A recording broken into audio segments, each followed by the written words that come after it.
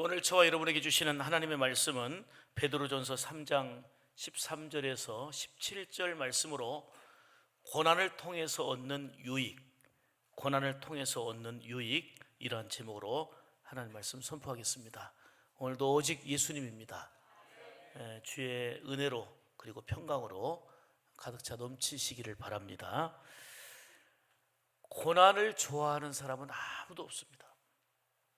그런데 생활 가운데서는 이 원치 않는 고난이 늘 따라옵니다. 여러분 한번 보세요. 고난이 없는 세상이 어디가 있는지, 고통이 없는 세상이 어디에 있는지를 한번 찾아보세요. 일생을 찾아도 없을 것입니다. 우리 인생이 호흡하며 사는 동안에는 갖가지 고난이 뒤따르게 됩니다. 그러므로 고난을 이리저리 피하는 자 되지 말고 고난을 이겨내는 성도들이 되어야 합니다.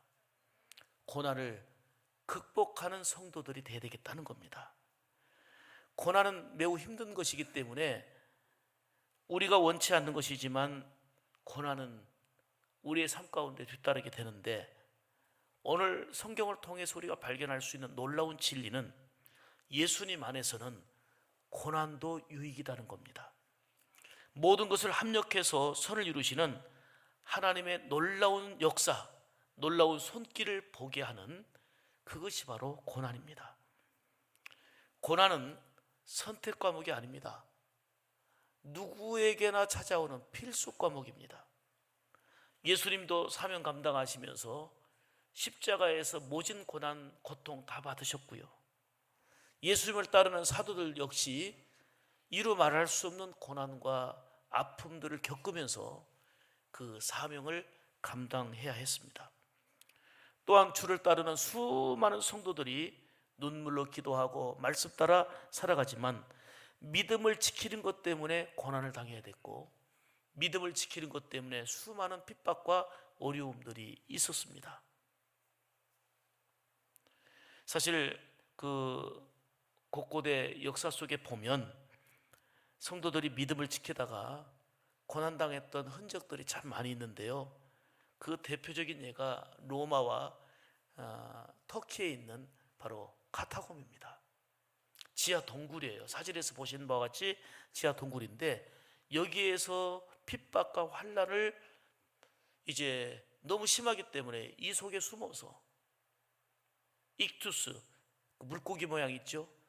주는 그리스도시요 살아계신 하나님의 아들이라고 하는 그 사인을 주고받으면서 신앙을 지키기 위해서 대대로 250년간 이 카타콤 생활을 하게 되는 모습들을 봅니다. 지금은 이제 여행을 통해서 이 카타콤 동굴이 이거구나 하는 것을 보지만, 그렇게 하면서 신앙을 지켰고, 지금도 중국에서, 그리고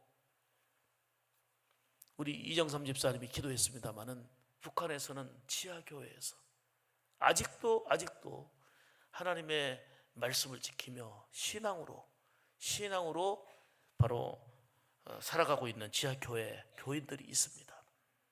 얼마나 많은 고난입니까? 힘든 상황입니까? 오늘 본문을 보면 당시 교인들도요, 로마 황제로부터 큰 박해와 핍박으로 인해서 고난을 받고 있었습니다. 이때 베드로 사도는 고난 속에 있는 성도들에게, 여러분 고난 때문에 힘드시지요? 그러나 넘어지지 마세요. 이 고난을 믿음으로 극복해야 됩니다. 믿음으로 이 고난을 이겨내야 된다고 당부하면서 고난을 통해서 얻는 유익이 있음을 말씀하고 있는 게 바로 오늘 본문입니다. 오늘 특히 13, 14절 말씀 보시면, 또 너희가 열심히 선을 행하면 누가 너희를 헤아리요? 그러나 의를 위하여 고난을 받으면 뭐 하는 자니? 의를 위하여 믿음을 지키면서 고난받는 자에게는 복이 있다. 격려하면서 넘어지지 말아라. 지금 고난 가운데 있지만 그 고난을 이기는 자가 되라. 고난 속에는 놀라운 유익이 있으니 이기는 자가 되라. 그 뒤에 보면 두려워하는 것들을 두려워하지 말고 근심하지 말라, 이렇게 말씀합니다. 고난 속에서도 두려워하거나 근심하지 말고 담대하라고 권면하고 있는 내용입니다. 여러분, 오늘 우리가 사는 세상 속에서도요, 신실하게 믿음을 지키며 살려고 하다 보면 외롭고 그리고 왕따 당하고 고난받는 이런 경우가 있을 수 있습니다. 때로는 근심되는 일도 있습니다. 그러나 이런 모든 시련의 상황, 시험의 상황을 극복하고 이겨나가는 생명력 있는 믿음을 가진 존재가 되어야 된다는 겁니다. 그래서 베드로전서 1장 6절 7절에 보면 그러므로 너희가 이제 여러 가지 시험으로 말미암아 잠깐 근심하게 되지 않을 수 없었으나, 이어서 말씀하는 게 뭡니까? 우리가 근심당할 수밖에 없었지만 그러나 오히려 크게 기뻐하는도다. 너희 믿음의 확실함은 불로 연단해도 없어질 금보다도 더 귀하다. 이렇게 말씀하면서 예수 그리스도께서 나타나실 때에 칭찬과 영광과 존귀를 얻게 된다는 거예요. 고난이 있지만, 어려움이 있지만 그것 때문에 넘어지고 원망하고 쓰러지는 게 아니고 힘들지만 눈물 나지만 이런 고난의 과정을 믿음으로 극복하게 되면 칭찬과 존귀와 영광이 기다리고 있다는 겁니다. 여러분, 예수 믿는 우리에게도 고난이라는 과정이 예외가 아닙니다. 지금도 갖가지 여러 가지 일들로 고난과 아픔을 겪는 분들이 계십니다. 그냥 기도만 하면 눈물샘이 다 말라버릴 만큼 눈물을 흘리면서 하나님 앞에 통곡하고 그리고 간절히 구하는 분들이 많이 계십니다. 오직 하나님만을 바라보며 오직 주님만을 부르짖으면서 의지하며 그 고난의 과정을 극복하는 분들이 많이 계십니다. 사랑하는 여러분, 주님의 귀한 위로와 함께 하시는 은총이 여러분 가운데 있음을 믿으시기를 축복합니다. 어떠한 고난 앞에서도 넘어지지 말고 그 고난을 극복하고 그 고난을 이겨내는 믿음을 가지시기를 축복합니다. 이 고난까지도 합력하여 선을 이루시는 하나님의 손길은 위대하거든요. 내가 지금 직면하고 있는 이 고난까지도, 이것까지도 합하여 선을 이루시는 하나님의 손길, 하나님의 의도, 하나님의 역사, 그게 바로 우리 가운데 있단 말입니다. 그럼 오늘 본문을 통해서 주시는 고난을 통해서 얻는 유익이 무엇입니까? 첫째로, 고난을 통해서 예수님을 나의 주님으로 삼게 된다는 겁니다.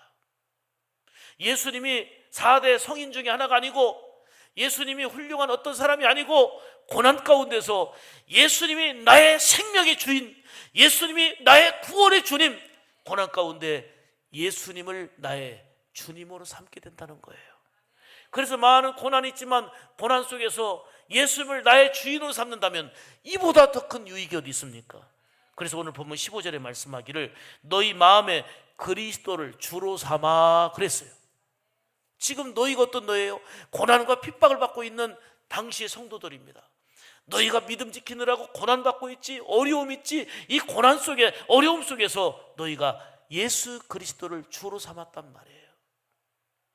비록 고난이 있었지만, 어렵고 힘든 환경, 눈물 나는 삶을 살았지만 예수님이 피상적인 존재가 아니고, 예수님이 옛날 옛적의 인물이 아니고 지금도 살아계셔서 나의 삶을 주관하시는 나의 생명의 주인 되심을 체험하고 고백하게 된다, 그 말입니다. 여러분, 로마 제국하에서는 주가 누구냐면 황제가 주였어요. 황제. 그래서 황제 앞에서는 주여 주여 고백을 했습니다. 그래서 백성들은 황제를 위해서는요, 전쟁터에 나가서 목숨도 아끼지 않고 다 잃었습니다. 왜요? 황제를 위해서 목숨을 잃는 것은 황제가 주기 때문에 당연하다고 생각했습니다. 그래서 로마 시민들은 황제 시저를 향해서 내 주여, 내 주여라고 고백했는데, 근데 오늘 본문의 성도들은 황제가 주가 아니라 예수 그리스도만이 주가 되십니다라고 고백하니 핍박을 받을 수밖에 없는 거예요. 마치 다니엘의 세 친구가 금신상 앞에 다 절하고 있는데 하나님께만 경배한다고 절하지 않을 때에 노를 하면서 평소보다 7배 뜨거운 풀무불에 던짐과 같이 모두가 황제를 주라고 고백하고 있는 이때에 예수 그리스도만이 생명의 주가 되십니다라고 고백할 때에 핍박과 환난이 심할 수밖에 없었던 겁니다. 그래서 초대교회 성도들은 목숨을 잃는 순교하면서까지도 나의 주인은 예수 그리스도입니다. 나의 구주, 나의 생명의 주인은 예수님밖에 없습니다라고 고백하며 죽어갔던 겁니다. 왜요? 분명한 천국의 소망을 믿었고 우리의 삶의 주인은 오직 예수 그리스도라는 것을 그 고난 가운데서도 분명하게 체험했기 때문입니다. 다시 말하면 예수님이 나의 주인이라는 고백은 나의 모든 삶을 주관하시는 분은 예수 그리스도다, 그 말입니다. 당시의 성도들은 수많은 핍박과 고난 속에서도 예수님을 나의 주님으로 믿고 사는 분명한 신앙이 있었습니다. 사랑하는 여러분, 여러분에게 묻습니다. 여러분, 예수님을 주인으로 믿으십니까? 물질이 주인 아니에요? 물질이 우리의 삶을 행복하게 지켜주는 거 아닙니까? 열심히 일하는 것이 우리의 행복을 보장해 주는 거 아닙니까? 많이 공부해서 박사학위를 따고 유학을 가서 남들보다 10배 더 노력하고 공부해야 우리 행복이 보장되는 거 아닙니까? 좋은 인맥들을 많이 쌓아놓아야, 그리고 권력을 가져야 행복이 보장되는 거 아닙니까? 그게 주가 아닙니까? 사랑하는 여러분, 다시 묻습니다. 예수님을 주인으로 믿으십니까? 그저 입술로만 주여 주여 하는 자가 되어서는 아니 됩니다. 예수님은 나의 생명의 주인 되십니다. 시간의 주인 되십니다. 우리가 열심히 일하여 물질을 소유하는 것 같지만 물질의 주인도 예수님이십니다. 내가 자녀들을 귀히 여기지만 자녀의 주인도 예수님이십니다. 우리의 가정의 주인도, 이 나라 이 민족의 주인도 예수님이십니다. 내 모든 것의 주인은 오직 예수님이십니다. 그런데요, 우리가 정말 먹고 살기 편할 때에 예수님이 나의 주인으로 고백되어지면 얼마나 좋겠습니까? 그런데 대부분의 사람들은 더 이상 내려갈 수 없는 밑바닥 고난 속에서 예수님만이 나의 주인임을 알게 된단 말이에요. 비록 다 잃어버리고 고난을 받고 있지만 그 고난 속에서 예수님만이 나의 생명의 주인이라는 것을 얻게 되는 유익이 있더라, 그 말이에요. 그런데 정말 감사한 것은 그 아주 처절한 고난 받지 않고 지금 환경 속에서 예수님을 나의 주인으로 믿고 고백한다면 이보다 더 귀한 일이 어디 있습니까? 모든 것의 주인 되시는 예수님은 우리의 사정과 형편을 아십니다. 우리가 고난받는 모습도, 그리고 기뻐 즐거워하는 모습도 보십니다. 그리고 필요한 것들로 채워주시고 책임져 주시면서 돈으로 살 수 없는, 그 어떤 노력으로 소유할 수 없는 하늘의 평강과 은혜를 주십니다. 여러분, 성경에 나타나는 고난의 대명사 하면 욥 아닙니까? 욥이 얼마나 고통당했습니까? 욥기서 23장 10절 보면 나의 가는 길을 오직 그가 아시나니, 내가 가는 길을 오직 하나님이 아신다는 거예요. 하나님이 나를 단련하신 후에는 내가 순금같이 나오리라 고백합니다. 동방의 부자였던 욥, 한순간에 재산을 다 잃어버렸습니다. 생일잔치하던 기쁨 축제의 날에 한순간에 10명의 자녀를 다 잃어버렸습니다. 거기에다가 몸은 만신창이가 됐습니다. 깨진 기왓장으로 가려운 몸을 긁어야만 했습니다. 이를 지켜보고 있던 아내는 위로자가 아니라 당신 보니까 하나님 안 계신 것 같으니 하나님 욕하고 죽으시오 하고 그 아내마저 떠나버립니다. 옆을 봐도 뒤를 봐도 앞을 봐도 아무런 소망이 없었습니다. 이때 욥은 오직 하늘을 바라보며 하나님만을 바라보며 주신 자도 하나님이시오, 가져간 자도 하나님이시니 오로지 하나님은 찬송받으실 분이라고 고백합니다. 아주 더 내려갈 수 없는 고난 속에서 하나님만이, 물질도 아니고 자식도 아니고 그 어떤 것도 아닌 하나님만이 주인 되심을 그 고난 속에서 깨달은 것입니다. 그래서 욥기서 42장 5절에 이렇게 고백합니다. 내가 주께 대해서 귀로 듣기만 했었는데 내가 이제는 뭐예요? 처절한 고난을 겪으면서 더 내려갈 수 없는 고난을 겪으면서 이제는 눈으로 주를 배웁나이다 고백합니다. 고난당하기 전에는 하나님에 대해서 아는 수준이었어요. 하나님이 천지를 창조하신 분이고 하나님은 사랑이시고 하나님은 거룩이시고 이 아는 수준이었어요. 그런데 그 고난 속에서 하나님을 깊이 눈으로 뵙는 경험하는 그런 나의 주님으로 섬기는 역사가 있게 됐다 그 얘기입니다. 사랑하는 여러분, 고난을 통해서 얻는 유익은 예수님이 더 이상 4대 성인 중에 하나가 아니고 훌륭한 인물 중에 하나가 아니고 고난 속에서 얻는 유익은 나의 생명의 주관자가 되시고 주인 되신다는 것입니다. 여러분 보세요. 쓸만한 제목들은요, 비바람을 견디면서 버틴 나무입니다. 이런 나무들이 가치가 있고 쓸모가 있습니다. 빛나는 진주 역시 조개 속에 들어간 모래로 인해서 쓰라린 고통과 아픔을 잘 참아내고 난 끝에 귀하게 여기는 진주가 생기는 겁니다. 고난을 통해서 얻는 유익은 예수 그리스도가 우리의 생명의 주인 되심을 이론으로 아는 게 아니고 삶으로 경험하게 되는 힘이 됩니다. 순금도 보세요. 뜨거운 불 속에서 불순물들을 다 제거하고 바로 정금, 순금을 찾게 되는 겁니다. 곤충학자인 찰스 코우만이 그 애벌레가 나비가 되어서 헐헐 나는 이 광경을 관찰하게 됐습니다. 근데 보세요. 이 애벌레가 이제 나비가 되어서 이 꼬치 구멍을 뚫고 나와야 되는데 관찰해 보니까요, 구멍을 내 가지고 막 몸부림을 치는 거예요. 나오려고. 구멍이 조만하다가 점점 커지는데 나오려고 바닥바닥거리면서 몸부림치니까 보다 못해가지고 꼬치 구멍을 넓게 잘라줬어요. 왜? 쉽게 나오라고. 너무 고통스러우니까. 그런데 이 애벌레가 나비 되어서 넓은 구멍으로 쉽게 빠져나오더니 파닥파닥 하더니 죽어버리는 거예요. 여기서 이 곤충학자인 찰스 코우만은 깊이 깨달았습니다. 비록 꼬치 구멍으로 좁은 구멍으로 나오기 위해서 파닥파닥 몸부림치는데 이 몸부림치는 것이 안쓰럽고 고통스러운 고난의 과정이었지만 그 과정이 헐헐 창공을 날 수 있는 날개에 힘을 얻는 과정이었던 거예요. 그러니까 구멍을 고난이 없이 한다고 고난을 딱 열어준다고 그게 편한 게 아니고요. 여러분 보세요.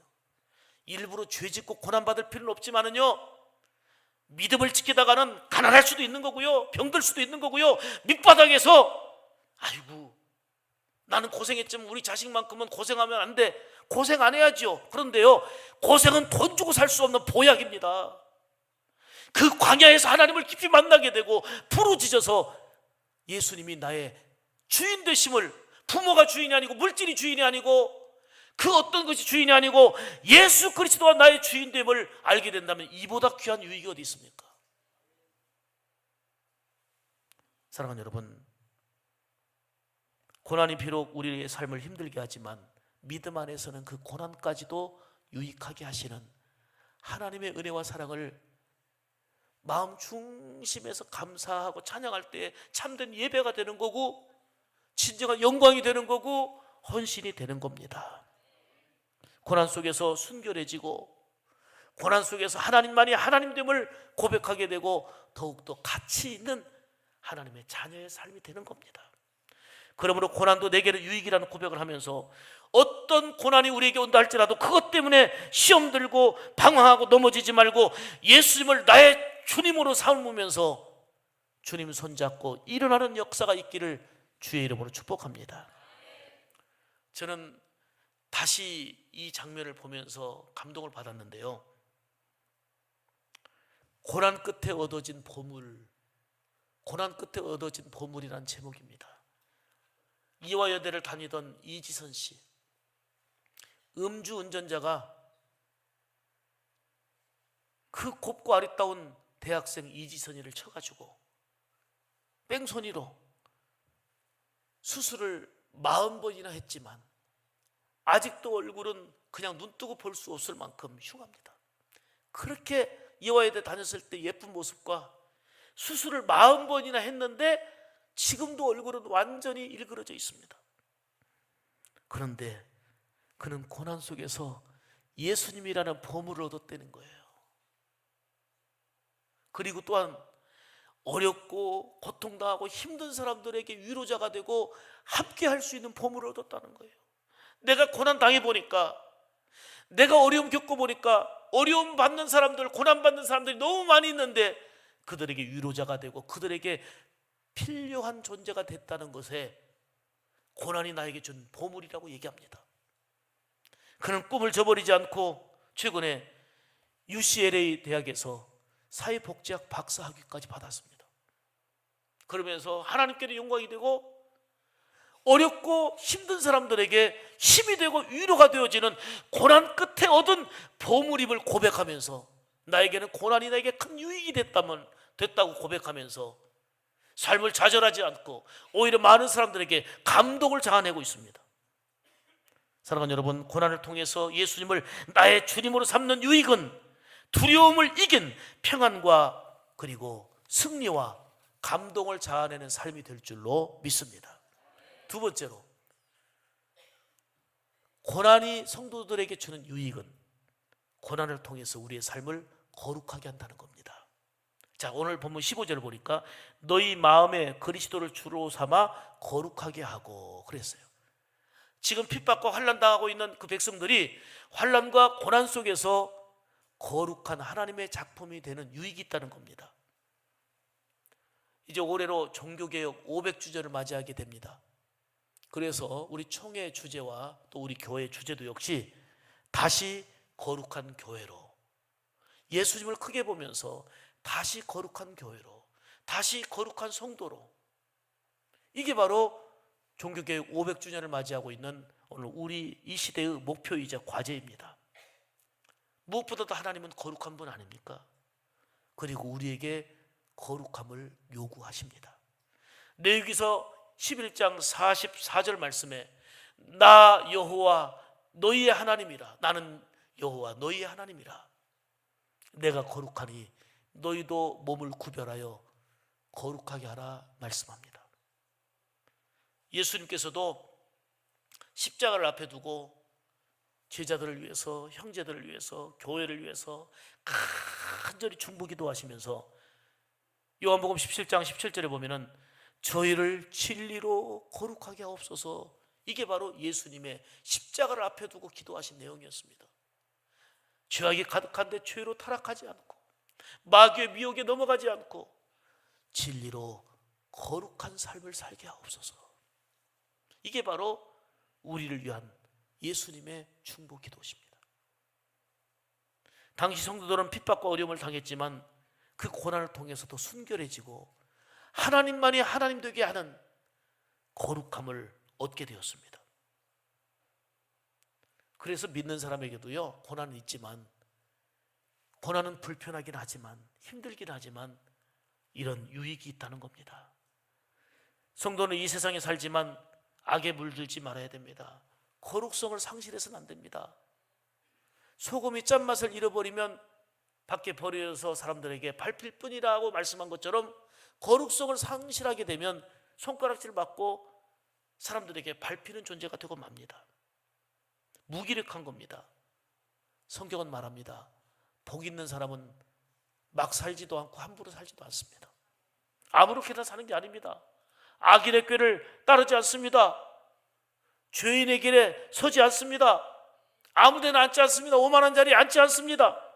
적극적으로 주야로 말씀을 묵상하며 그 말씀을 따라 살아갈 때에 시절을 조차 열매 맺게 되는 역사가 있다는 겁니다. 베드로는 고난 속에 있는 성도들을 격려하면서 믿음으로 이겨나가자, 힘들지만 믿음으로 이겨나가자, 이 고난 속에도 유익이 있다라고, 이거는 이론적인 가르침이 아닙니다. 정말 생명을 걸고 몸부림치면서 증거하고 있는 내용입니다.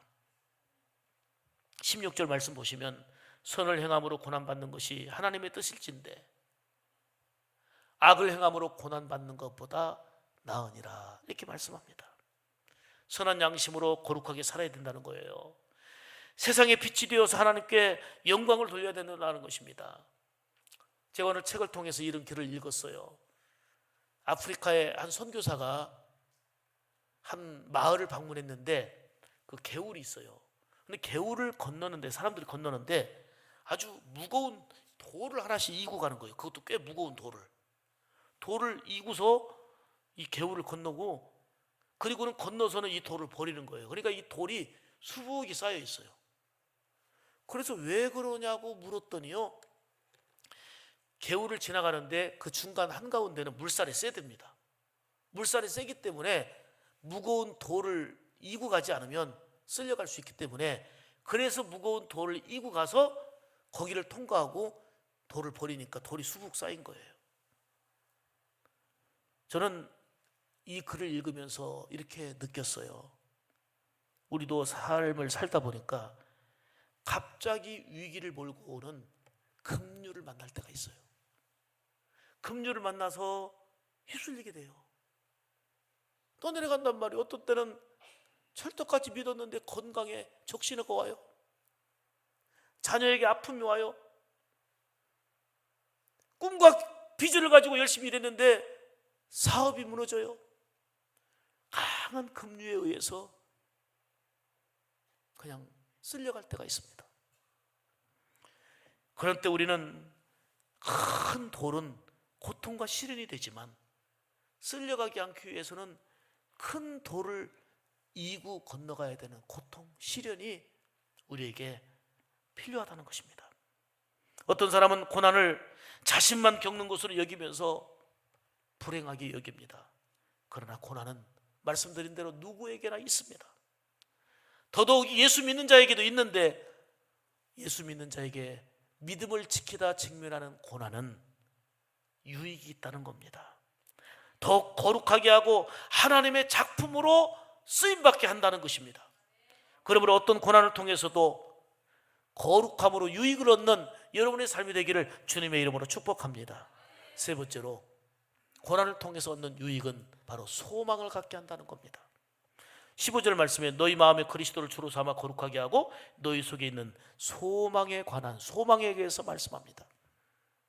여러분, 물고기는요, 그 물살을 헤치고 거슬러 올라갑니다. 살아있는 물고기로 올라가죠. 그런데 물고기가 죽으면요, 물결 따라 쓸려 내려갑니다. 그냥 흘러갑니다. 믿음도 마찬가지입니다. 고난이라는 물결이 있을 때에 믿음이 약하거나 믿음이 죽어버리면 그냥 고난의 물길에 그냥 쓸려갑니다. 시험 들고 원망하고 불평하고 다 쓸려 내려갑니다. 그러나 살아있는 믿음은 고난의 물줄기를 헤치고 거슬러 올라갑니다. 주께서 함께 하심을 믿고 주님이 나의 소망 되심을 믿고 바로 올라가는 신앙을 갖게 됩니다. 성도들이 직면하는 고난은 오히려 오직 예수님만이 소망이심을 삶으로 경험하게 합니다. 고난을 통해서 예수님이 부분이 아니라 예수님이 전부임을 깨닫게 합니다. 모든 것을 합력하여 손을 이루시는 하나님의 손길을 믿으며 살게 됩니다.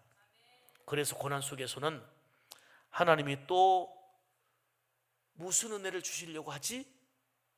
고난을 직면했을 때에 하나님께 엎드려 기도하면서 하나님이 이 고난을 통과해서 나에게 무슨 은혜를 주시려고 하지? 소망을 주께 두면서 기대할 수 있는, 이렇게 믿음으로 살아야 되는 겁니다. 그래서 우리는 고난 속에서도 이렇게 찬송합니다. 내가 믿고 또 의지함은 내 모든 형편 잘 아는 주님 늘 돌보아 주실 것을 나는 확실히 아네. 할렐루야. 내가 믿고 의지하는 것은 내 모든 형편을 아시는 주님께서 돌보아 주실 것을 확실히 믿는 겁니다. 고난을 통해서 소망을 얻는다면 이보다 큰 유익은 없습니다. 여러분, 보배 보화는요 길거리에 널려 있는 게 아니에요. 깊은 광맥을 찾아가 파고 팔 때에 보화를 찾는 겁니다. 인생의 보화도 마찬가지입니다. 깊은 곳에 들어가야 합니다. 그것이 바로 고난입니다. 일부러 죄짓고 고난받을 필요는 절대로 없지만 믿음으로 살면서도 만나는 고난이라고 한다면 예수 그리스도에게 소망을 두고 그 고난을 이겨나가는 여러분들의 삶이 되어야 될 줄로 믿습니다. C.S. 루이스는 책을 많이 썼어요. 번역도 많이 돼 있는데 고난에 관해서 이렇게 얘기하는데 공감이 갑니다. 평안할 때 인간은 하나님께서 양심을 통해 속삭이는 그 소리를 잘 듣지 못한다. 평안할 때는 하나님이 주시는 음성을 잘 듣지 못한다는 거예요. 그래서 하나님께서는 고난을 보내시는 것이다. 고난은 인간의 잠든 감각을 깨우는 하나님의 큰 소리이다. 고난은 우리 인간의 잠든 감각을 깨우는 하나님의 큰 소리라는 거예요. 고난을 통해서 소망이 주께 있음을, 고난을 통해서 절대적인 소망을 얻을 수 있는 유익이 있다는 것입니다. 이게 바로 믿음으로 사는 자가 겪는 고난 속에서 얻는 유익입니다. 여러분이 직면한 어떤 고난 속에서도 우리 주님이 함께 하심을 믿으시기를 축복합니다. 굳건한 믿음을 가질 때에 큰 고난 앞에서도 담대합니다. 그러나 여러분 믿음이 무너져 버리면 작은 고난 앞에서도요 늘 근심, 한숨, 흔들립니다. 넘어집니다. 사실 보면은요 우리를 넘어뜨리는 고난의 요소들은 어떤 큰 게 아니고 아주 사소한 거, 작은 것 때문일 때가 참 많다는 것을 실감합니다. 사막을 여행한 한 여행가에게 기자가 물었습니다. 여행 중에 가장 힘들었던 게 무엇입니까? 광야를 걸으면서 겪었던 외로움입니까? 물었더니 아닙니다. 그러면 힘들었던 게 뭡니까? 한낮에 뜨거운 열기나 그리고 밤중에 정말 옷 속으로 파고드는 추위였습니까? 아닙니다. 그러면 끝없이 이어진 여정의 지루함 때문이었습니까? 아닙니다. 그럼 도대체 뭐가 고난이었습니까? 그랬더니 이 여행가가 대답합니다. 사막 여행 내내 나를 힘들게 했던 것은 내 신발 속에 들어간 작은 모래였습니다. 그랬어요. 작은 모래였다는 거예요. 인생을 살면서 힘들게 하는 일들은 많습니다. 무거운 짐 때문에 힘들고 갑자기 찾아온 위기로 힘들 수도 있습니다. 그러나 실제로 우리를 힘들게 하는 것은 누구나 겪는 일상에서 겪게 되는 작은 어려움들이라는 겁니다. 그런데 많은 사람들이 힘들어하는 것은 뭐냐면 하나님 왜 하필이면 납니까? 왜 하필이면 우리 자녀입니까? 하필이면 왜 우리 집안입니까? 왜 이 고난이 우리에게만 있습니까? 누구나 겪는 고난이지만 나만 겪는 고난으로 생각하다 보니 더 원망하게 되고 불평하게 되고 그리고 힘들어하는 겁니다. 그러나 고난은 누구에게나 있는 거고요. 예수님 안에서 맞이하는 고난은 거기에 유익이 있다는 것을 고백하고 우리는 이렇게 찬송하며 나가기 원합니다. 왜 나만 겪는 고난이냐고 불평하지 마세요.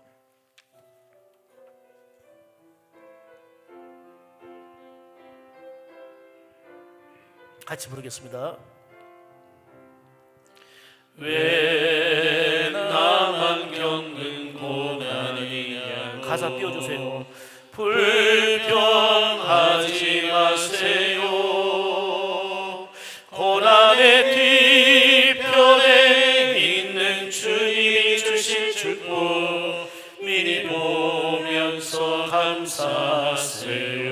너무 견디기 힘드니 지금 이 순간에도 너무 견디기 힘든 지금 이 순간에도 주님이 일하고 계시잖아요. 남들은 지쳐 앉아 있을지라도 당신만은 일어서세요. 힘을 내세요. 힘을 내세요. 힘을 내세요. 힘을 내세요. 주님이 손잡고 계시잖아요.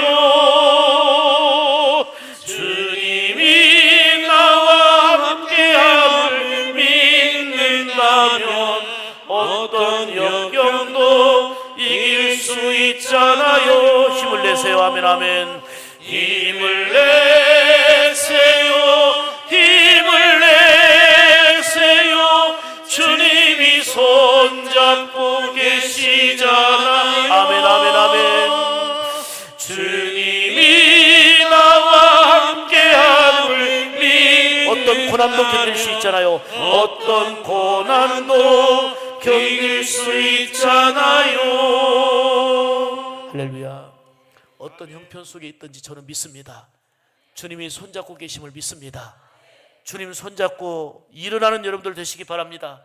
많은 사람들이 넘어집니다. 좌절합니다. 방황합니다. 좌절, 방황은 그 고난을 해결할 수 있는 계기가 되지 않습니다. 오히려 더 처절한 수렁 속에 빠지는 겁니다.